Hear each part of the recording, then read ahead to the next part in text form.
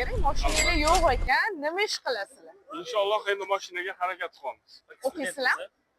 O'qib, ishlab, To'ydan kelyapsizmi deyman, kostyum-shimni kiyyaptilar. obrazda yuramiz. Yoshligingizda mana bunaqa mashina olaman deb orzu qilganmisiz? Bu narsa любой erkak kishining orzusida bor. Nima mashina? Yoshligimda Mercedes, BMW, hozircha gelik bo'lsa kerak. O'qiysizlarmi? Qayerda o'qiysiz?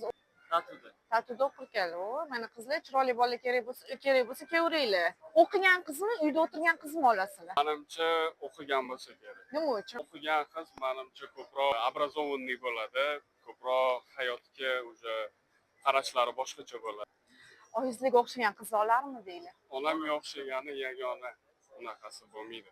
Ana, oyijonlari eshityapsizmi? Yaqin do'stingiz, qiyin paytingizda, og'ir kuningizda boshingizda turadigan do'stingiz bormi?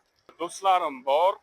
Eng yaqin do'stim, og'ir kunimda oldimda turadigan do'stim bu meni ota-onam. Og'ir kunimda ham oldimda bo'lgan. Endi Alloh nasib qilsa, uylangandan keyin balkim ayolim menga do'st bo'lib qoladi. To'ppa to'g'ri. Hozir do'st topish qiyin bo'lib qolgan-a. Oldingi do'stlar yo'q. Dunyoda eng qiyin narsa menimcha do'st topish bo'lsa kerak.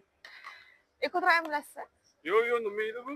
Ekodrive bu hozir kunlar isyapti-ku, kun isiganda odam terlaydi, qo'li terlaydi, oyoqlar terlaganda ana bu sizga yordamchi bo'ladi. Ekodrivedan hadya. Pользоваться qilinglar, sovet beraman.